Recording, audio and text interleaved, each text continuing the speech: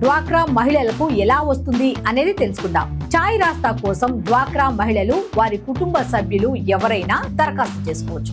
స్థానికంగా ఉండే డ్వాక్రా సంఘాల అధికారులను సంప్రదించి కూడా అప్లై చేసుకోవచ్చు. చాయ్ రాస్తా కోసం అప్లై చేసుకునే వారికి ఖచ్చితంగా సిబిల్ స్కోర్ బాగుండాలి.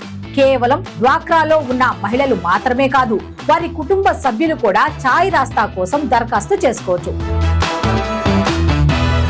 చాయ్ రాస్తాకు దరఖాస్తు చేసుకున్న తర్వాత ప్రభుత్వ సిబ్బంది, చాయ్ రాస్తా ప్రతినిధులు మీ దరఖాస్తును పరిశీలిస్తారు.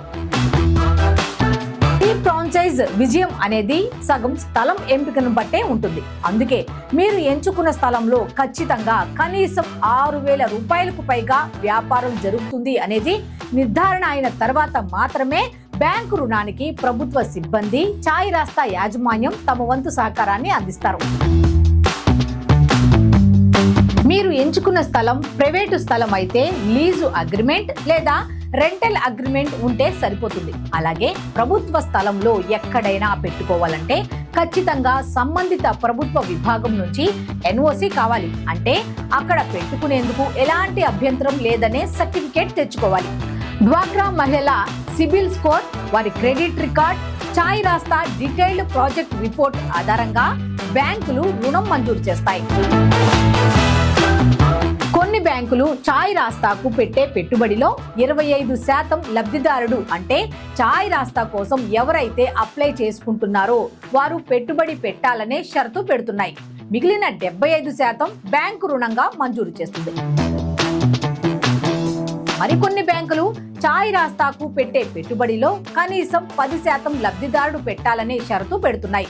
మిగిలిన 90% బ్యాంకు ఇస్తుంది. ముఖ్యంగా ఇది యూనియన్ బ్యాంక్ నారీ శక్తి పథకం కింద ఇలాంటి మద్దతు లభిస్తుంది. కాబట్టి చాయ్ రాస్తా పెట్టుకోవాలనుకునే వారు ఖచ్చితంగా మీరు ఎంచుకునే బ్యాంకును బట్టి ఆ బ్యాంక్ లబ్ధిదారుడి వాటా ఎంత చెబితే అంత మొత్తాన్ని సిద్ధం చేసుకోవాలి. ఏదైనా షాపు ఉండి దానిని చాయ్ రాస్తాగా మారిస్తే ప్రాథమికంగా డిజైన్ ఖర్చులు కాకుండా 4,60,000 రూపాయలు పెట్టుబడి అవుతుంది. అదే స్థలం ఉండి కంటైనర్ కావాలంటే మరో 2 లక్షల రూపాయలు అదనంగా అవుతుంది. అంటే మొత్తం 6,60,000 రూపాయలు అవుతుంది. మీరు తీసుకునే రుణాన్ని బట్టి, మీరు రుణం చెల్లించే కాల పరిమితిని బట్టి ఈఎంఐ అంటే నెలవారీ చెల్లింపు ఉంటుంది.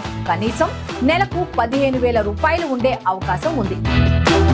ప్రతిరోజు కనీసం 6,000 రూపాయల వ్యాపారం చాయ్ రాస్తాలో జరిగితే ఈఎంఐ, ముడిసరుకు ఖర్చులు, కరెంటు బిల్లులు, చాయ్ రాస్తా సర్వీస్ ఛార్జీలు, ఇలా అన్ని ఖర్చులు పోయి నెలకు కనీసం 30,000 నుంచి 40,000 రూపాయల ఆదాయం చాయ్ రాస్తా ఫ్రాంచైజ్ ద్వారా పొందవచ్చు. ఇక వ్యాపారం పెరిగే కొద్దీ ఆదాయం 40,000 రూపాయల నుంచి 1,00,000 రూపాయల వరకు వచ్చే అవకాశం ఉంటుంది. చాయ్ రాస్తాతో జరిగే వ్యాపారంలో కనీసం 30% నుంచి 50% వరకు లాభాలు ఉంటాయి.